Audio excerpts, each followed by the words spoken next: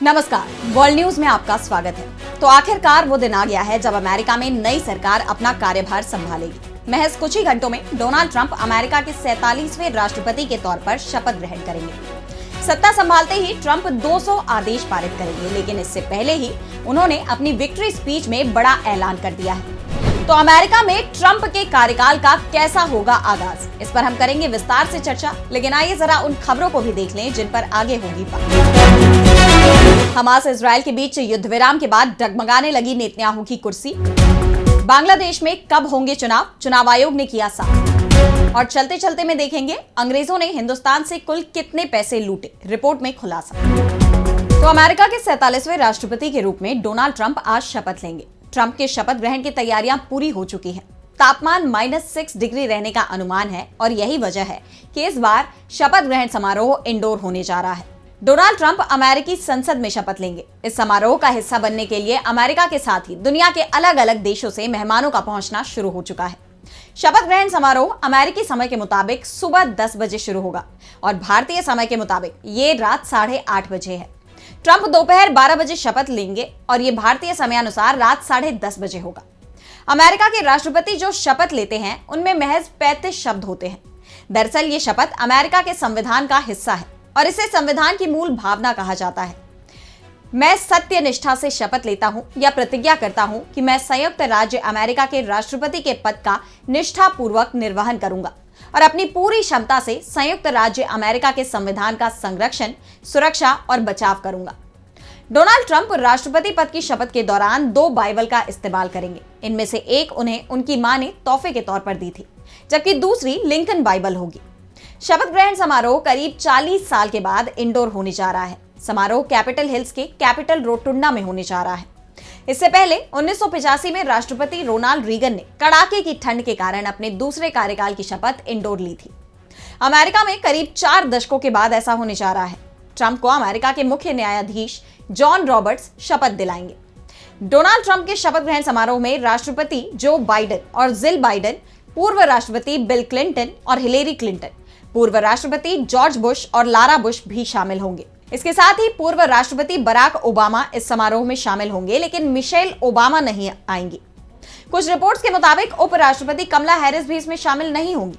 इस बीच पीएम मोदी को इस समारोह का न्योता नहीं भेजा गया और इस वजह से पीएम मोदी भी इस समारोह में शिरकत करते हुए नहीं दिखेंगे। वहीं हिंदुस्तान की तरफ से विदेश मंत्री एस जयशंकर इस शपथ ग्रहण का हिस्सा बनेंगे। इस बीच डोनाल्ड ट्रंप ने अमेरिका के राष्ट्रपति पद की शपथ लेने से पहले बड़ा ऐलान किया है। उन्होंने कहा कि मैं यूक्रेन में युद्ध खत्म कर दूंगा, मैं मध्य पूर्व में अराजकता रोक दूंगा और मैं तीसरे विश्व युद्ध को होने से रोक दूंगा। आपको पता नहीं है कि हम कितने करीब हैं। ट्रंप ने कहा कि टिकटॉक वापस आ गया है। रिपब्लिकन ने कभी भी युवा वोट नहीं जीता है। मैंने इसे 36 पॉइंट से जीता है, इसलिए मुझे टिकटॉक पसंद है। हमें टिकटॉक को बचाने की जरूरत है क्योंकि हमें बहुत सारी नौकरियां बचानी है। हम अपना कारोबार चीन को नहीं देना चाहते। मैं टिकटॉक को मंजूरी देने के लिए सहमत हो गया, लेकिन शर्त यह है कि संयुक्त राज्य अमेरिका टिकटॉक का 50% मालिक होगा। ऐसे में अब देखना होगा कि शपथ ग्रहण के बाद डोनाल्ड ट्रंप कौन से शुरुआती फैसले लेते हैं। और अब बढ़ते हैं अगली खबर की तरफ, जहां हम बात करेंगे मिडिल ईस्ट की। तो मिडिल ईस्ट में फिलहाल हालात शांतिपूर्ण दिखाई दे रहे हैं। एक लंबी जंग के बाद आखिरकार हमास और इजरायल के बीच जंग फिलहाल थम गई है। हालांकि ये कब तक शांत रहेगी, इस पर सवाल उठ रहे हैं, क्योंकि इस समझौते के लागू होते ही इजरायल के प्रधानमंत्री नेतन्याहू के लिए मुश्किलें खड़ी हो गई हैं। नेतन्याहू की कैबिनेट से मंत्रियों ने इस्तीफा दे दिया है। नेतन्याहू सरकार के कई मंत्री हमास के साथ हुई युद्ध विराम की डील से नाखुश हैं और उन्होंने अपना विरोध भी साफ तौर पर सामने रख दिया है। उनका कहना है कि यह समझौता नहीं, सरेंडर है। कैदी नहीं, सैकड़ों अपराधियों की रिहाई हो रही है। ऐसे में समझौते को लेकर अपना विरोध जाहिर करते हुए इजरायल के राष्ट्रीय सुरक्षा मंत्री इतामार बेन ग्विर ने विरोध में प्रधानमंत्री बेंजामिन नेतन्याहू के मंत्रिमंडल से इस्तीफा दे दिया। इसके साथ ही उनकी राष्ट्रवादी धार्मिक पार्टी ओत्जमा येहुदित के 2 और मंत्रियों ने इस्तीफा दे दिया। वहीं ओत्जमा येहुदित पार्टी ने नेतन्याहू की गठबंधन सरकार से अपना समर्थन भी वापस ले लिया है। इन इस्तीफों के सामने आने के बाद नेतन्याहू के नेतृत्व वाली इजरायल की गठबंधन सरकार में तनाव बढ़ गया है और अगर इसी तरह से इस गठबंधन की सरकार में मंत्री अपना समर्थन वापस ले लेते हैं तो नेतन्याहू के सिंहासन के लिए मुश्किल खड़ी हो जाएंगी। इतमार बेन ग्विर के समर्थन के बाद ही नेतन्याहू प्रधानमंत्री बन सके थे। ऐसे में अब उनके इस्तीफे के बाद आशंका जताई जा रही है कि नेतन्याहू का प्रधानमंत्री पद भी खतरे में पड़ सकता है। ऐसे में सवाल ये उठ रहे हैं कि क्या इन हालात में भी नेतन्याहू इस समझौते को बरकरार रखेंगे या कुर्सी बचाने के लिए अपने पैर पीछे खींच लेंगे। आपको बता दें कि समझौते के पहले चरण में गजा में हमास की कैद से 3 इजरायली बंधकों को आजाद कर इजरायल भेज दिया गया। उनके लौटने के कुछ ही घंटों बाद इजरायल ने भी 90 फिलिस्तीनी कैदियों और बंदियों को रिहा कर दिया। इस बीच हिंदुस्तान में फिलिस्तीन दूतावास के प्रभारी अबेद एलराजेग अबू जाजर ने अंतर्राष्ट्रीय समुदाय से इस समझौते के सभी पहलुओं को लागू करने की अपील की। उन्होंने कहा कि इसके लिए न केवल ट्रंप प्रशासन या संयुक्त राष्ट्र बल्कि दुनिया के सभी शक्तिशाली देशों का सहयोग जरूरी है। इसके साथ ही जाजर ने युद्धग्रस्त गजा के पुनर्निर्माण में हिंदुस्तान से सहायता की भी मांग की। और अब अगली खबर में बात करेंगे बांग्लादेश की। तो बांग्लादेश में हुए तख्ता पलट के बाद से हालात बिगड़ते जा रहे हैं। पूर्व पीएम खालिदा जिया की पार्टी बीएनपी और यूनुस सरकार आमने सामने आ गए हैं। इस बीच बांग्लादेश में होने वाले चुनाव को लेकर भी बड़ी खबर सामने आ रही है। बांग्लादेश चुनाव आयोग का बयान सामने आया है। चुनाव आयोग ने स्वतंत्र और निष्पक्ष चुनाव के प्रति अपनी प्रतिबद्धता दोहराते हुए कहा कि वो अंतरिम सरकार की तरफ से तय किए गए वक्त पर ही आम चुनाव कराएगा। बांग्लादेश के अखबार ढाका ट्रिब्यून की रिपोर्ट के मुताबिक मुख्य चुनाव आयुक्त यानी सीईसी एएमएम नासिर उद्दीन ने ये टिप्पणी एक कार्यक्रम के दौरान की, जहां संयुक्त राष्ट्र विकास कार्यक्रम यानी यूएनडीपी ने मतदाता सूचियों को अपडेट करने के लिए आवश्यक तकनीकी उपकरण उन्हें सौंपे। चुनाव आयोग को यूएनडीपी से डेटा कलेक्शन के लिए 175 लैपटॉप, 200 स्कैनर और 4300 बैग मिले। बता दें कि पिछले महीने मुख्य सलाहकार मोहम्मद यूनुस ने कहा था कि देश में अगला आम चुनाव 2025 के अंत या 2026 की शुरुआत में ही हो सकता है। और ऐसे में कहा तो यह भी जा रहा है कि यूनुस सरकार चुनाव करवाना ही नहीं चाहती है। उन्हें डर है कि अगर चुनाव हुए तो उनकी कुर्सी ना छिन जाए। और वहीं बीएनपी इस बात पर जोर दे रही है कि चुनाव पहले ही करा लिए जाए। नासिरुद्दीन का यह बयान प्रधानमंत्री खालिदा जिया की पार्टी बीएनपी की उस मांग के कुछ दिनों बाद आया है जिसमें उन्होंने कहा था कि इस साल जुलाई या अगस्त तक आम चुनाव करा लिए जाए। इस बारे में पूछे जाने पर मुख्य चुनाव आयुक्त ने कहा कि चुनाव आयोग राजनीति में शामिल नहीं होना चाहता।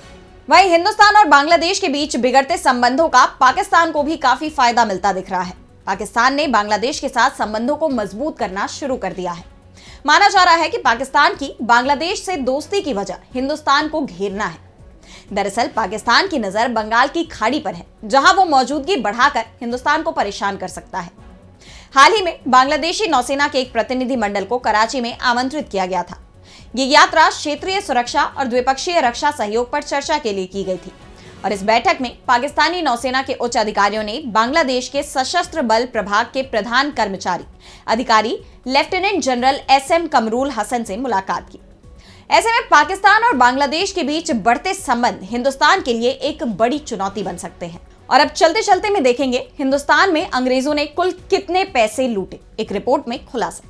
तो हिंदुस्तान को एक वक्त था जब उसे सोने की चिड़िया कहा जाता था, लेकिन ब्रिटेन ने हिंदुस्तान पर 1765 से 1947 के दौरान करीब 200 सालों तक राज किया। इस दौरान हिंदुस्तान से अंग्रेजों ने करीब 64.82 ट्रिलियन अमेरिकी डॉलर की कमाई की, जिसमें 33.8 ट्रिलियन अमेरिकी डॉलर देश के सबसे अमीर 10% लोगों की जेब में गए। ये रकम इतनी थी कि ब्रिटिश पाउंड के 50 के नोटों से लंदन को लगभग 4 बार ढका जा सकता था। और ये रिपोर्ट ऑक्सफैम इंटरनेशनल की प्रमुख वैश्विक असमानता रिपोर्ट का हिस्सा है, जो हर साल विश्व आर्थिक मंच की वार्षिक बैठक के पहले दिन जारी की जाती है। बता दें कि टेकर्स नॉट मेकर्स शीर्षक वाली इस रिपोर्ट में विश्व भर के धनी और शक्तिशाली लोगों की वार्षिक बैठक शुरू होने से कुछ घंटे पहले यानी 20 जनवरी को दावोस में इसे जारी किया गया। इस रिपोर्ट में कई अध्ययनों और शोध पत्रों का हवाला देते हुए दावा किया गया कि आधुनिक बहुराष्ट्रीय कंपनियां केवल उपनिवेशवाद की देन है। रिपोर्ट में कहा गया कि ऐतिहासिक उपनिवेशवाद के वक्त में व्याप्त असमानता और लूट की विकृतियां आधुनिक जीवन को आकार दे रही हैं। ऑक्सफैम ने कहा कि इससे एक अत्यधिक असमान दुनिया निर्मित हुई है, एक ऐसी दुनिया जो नस्लवाद पर आधारित विभाजन से त्रस्त है। ये एक ऐसी दुनिया है जो वैश्विक दक्षिण से व्यवस्थित रूप से पैसे की कमाई कर रही है। इसका लाभ मुख्य रूप से वैश्विक उत्तर के सबसे अमीर लोगों को मिलता है। रिपोर्ट के मुताबिक ब्रिटेन में आज सबसे अमीर लोगों की एक बड़ी संख्या अपने परिवार की संपत्ति का श्रेय गुलामी और उपनिवेशवाद को देती है।